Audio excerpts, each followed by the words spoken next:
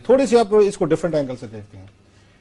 ये इंडिया ने पाकिस्तान को 92 में मेरा ख्याल है मोस्ट फेवरेट नेशन का दर्जा दिया था। वो 25-20 साल से ज्यादा हो गए।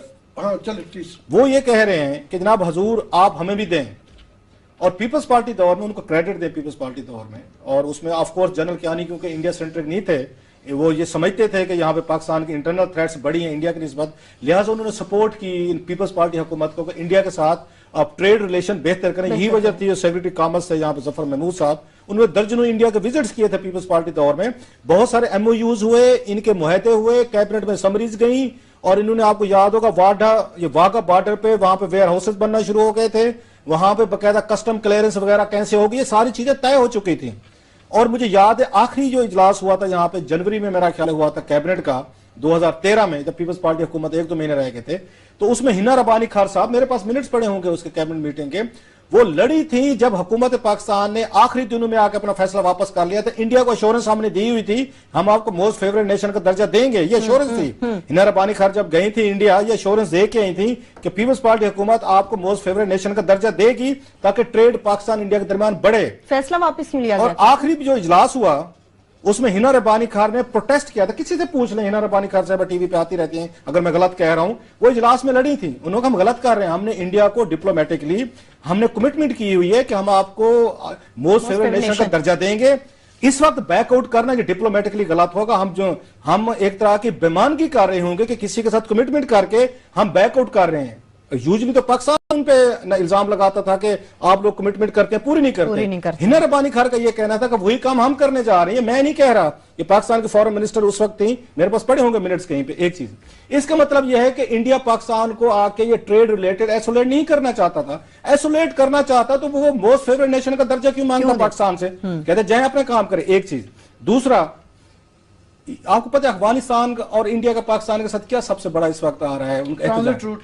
अगर ट्रांजिट रूट मांग रहा है जब इंडिया कि हमें रास्ता दें, हमने वाघा के जरिए सेंट्रल एशिया, अफगानिस्तान हमने ट्रेड करनी है, इसके लिए इंडिया आपको टोल प्लाजा देने को तैयार है, पेमेंट करेगा ना, रास्ता दो। ये तो नहीं होगा जैसे अमेरिकन को हमने हजारों लाखों तो नहीं होगा, हजारों होंगे, आपने कंटेनर जहां से भेजे हैं और फ्री ऑफ कॉस्ट भेजे गुडविल के नाम पे। इंडिया और अफगानिस्तान कहते हैं जी हम पैसे देने को तैयार हैं। अच्छा, हमारा क्या पॉइंट ऑफ व्यू? हम कहते हैं जी इन कंटेनर में असला आएगा, हमारा ये एक नरेटिव बन गया है।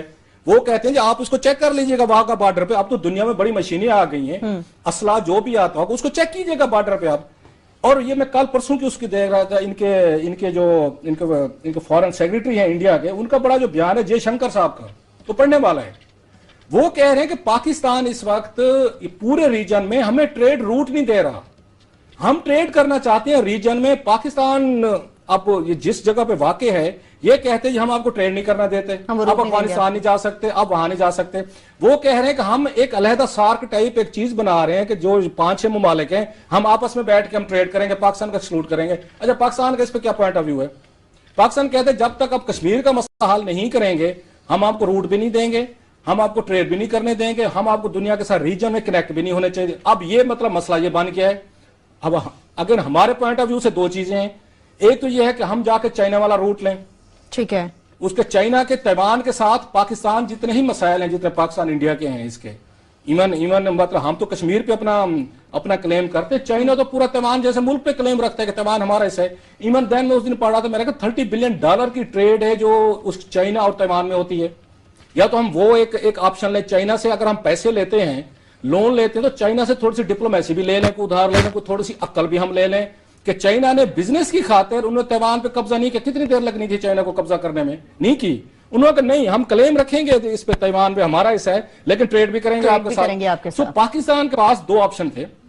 हमने एक ऑप्शन रखा होगा, जब तक कश्मीर का मसला नहीं हल करेंगे आपके साथ कोई वो नहीं हो सकती, ट्रेड नहीं हो सकती, रास्ता नहीं देंगे। दूसरा ये है कि आप वो वाला लें, आप कश्मीर पे अपना राइट रखें, एजिटेट करते रहें, दुनिया को भी आप उसको अपने हक में करने की कोशिश करते रहें। ह्यूमन राइट्स इश्यूज हैं, और कश्मीरी तो इस दफा खुद उठ खड़े हुए थे। सो ये मेरा ख्याल है चीजें जो है, मैं आपसे नहीं एग्री करता कि इंडिया जो है उसको यहाँ पे ये इसको प्रॉब्लम हो सकता है पाकिस्तान के ट्रेड। इंडिया तो चाहता है कि हमारे साथ ट्रेड करें आप पाकिस्तान से, इसलिए ये मोस्ट फेवरेट नेशन का दर्जा मांगने की कोशिश करता रहा है। अफगानिस्तान के साथ ट्रेड रूट वो मांगता रहा है कि reason they want to do trade, और हमें इससे बहुत सारे पैसे मिल सकते हैं, अभी भी मिल सकते हैं। नहीं, वो तो ज्यादा सही है ना कि हम अपना क्लेम भी रखें और इन्हें तिजारत भी करने दें, हमें भी तो पैसे आएंगे। असल में बड़ी सिंपलिस्टिक तरीके से वो इस इंडिया पाकिस्तान की स्टोरी सुना दी कि आम आदमी को समझने के लिए इतनी सिंपल है नहीं है। काफी लोग सुन रहे होंगे जो तारीखदान है कि जनाब ऐसे आसान नहीं है। उस तरह इंडिया पाकिस्तान की भी आपने बिल्कुल सही कहा, मगर इतनी आसान नहीं है। हकीकत ये है मेरे ख्याल में कि एक ये काफी अच्छे दौर आते रहे और बुरे दौर आते रहे। प्रॉब्लम ये रहा कि जब हमारा अच्छा दौर था तो हम जरा सख्त हो जाते हैं, जब उनका अच्छा दौर होता है तो वो सख्त हो जाते हैं। दरमियान में जो ये इंडिया पाकिस्तान की ट्रेड का, मैं उन दिनों खास तौर पे इंडिया एक्सप्रेस स्टोरी करना चाह रहा था, मैं काफी आता जाता रहा उन दिनों में, और मैं समझता हूँ एक बड़ा मौका आया था कि हमने जो है पीपल्स पार्टी के सेकंड गवर्नमेंट जो यूसुफ रजा गिलानी की आखिरी दिनों में एक बिल्कुल सेट हो गया था। ट्रेड की ज्यादा चीजें डिसाइड हो चुकी हुई थी, जस्ट बिकॉज उस वक्त कॉमर्स सेक्रेटरी जफर महमूद साहब का उसमें बहुत इनपुट था, और उनके बिकॉज GHQ सबसे ज्यादा उन्होंने भी प्रूव कर दिया था कि अगर पाकिस्तान को इससे नुकसान नहीं है तो हमें कोई एतराज नहीं है। मगर लास्ट मिनट पे उनकी गवर्नमेंट में कोई नालायकी कह लें, कुछ उधर की खराबी कुछ इधर की खराबी के वो नहीं हो सका। उसके बाद से फिर जाहिर बोडी साहब आ गए, बदल गए, हालात बदल गए। अभी जो है हम चूंकि कश्मीर इतना वॉलेटाइल हो गया हुआ है, बहरहाल हमारी डिप्लोमेटिक और हमदर्दी वाला भी इशू है, तो वो अब वो बात आगे जा चुकी है। अभी वो माहौल नहीं रह गया। अच्छे जमाने में वो अच्छी बातें लगेंगी आपकी, मगर इस मौके की हम अफगान उनको एक तरफ से वो लोगों की आंखें फोड़ रहे हों, हम इस वक्त ये ट्रांजिट रूट की बात करने नहीं है, ये इसके दरमियान में माहौल ठीक करना पड़ेगा, डिस्ट्रस्ट ठीक करना पड़ेगा दोनों मुल्कों में। तो फिर ये ऐसे चलेगा। बड़ा रोल बड़े मुल्क का होता है, हमारा थोड़े से हाथ बंधे हैं।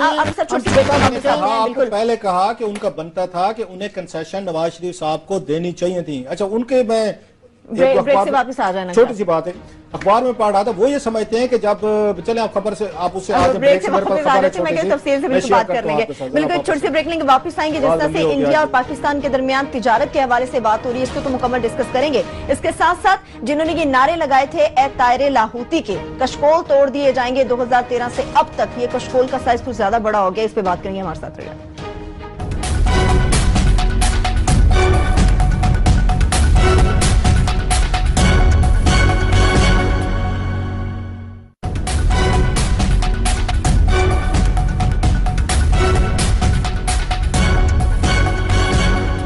ब्रेक के बाद एक बार फिर से प्रोग्राम में आपको खुशामदीद कहेंगे। पाक भारत ताल्लुकात और LOC पर होने वाली फायरिंग से मुतालिक बात करें। क्लासेस साहब आपको छोटी सी बात करना चाह रहे हैं। देख रहा था इंडियन ने एक उसमें प्रेस में ये उनका नैरेटिव है, जरूर नहीं हम उसे एग्री करें।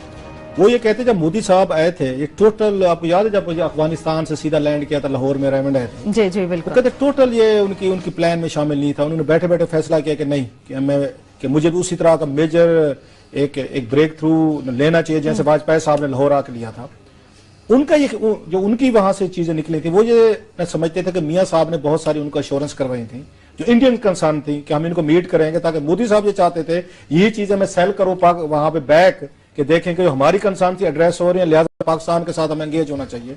वो साइड फील करते कि शायद वो जो उनके साथ कमिटमेंट की गई थी वो मियां नवाज शरीफ साहब पूरी नहीं कर सके बिकॉज ऑफ एनी रीजन।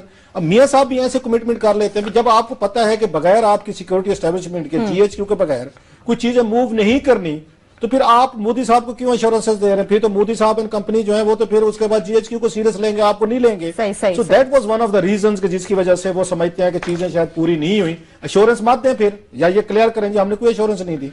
भाई इस पर हम बहस करते रहेंगे। बस लास्ट ये जरूर कह दूं, मुश्किल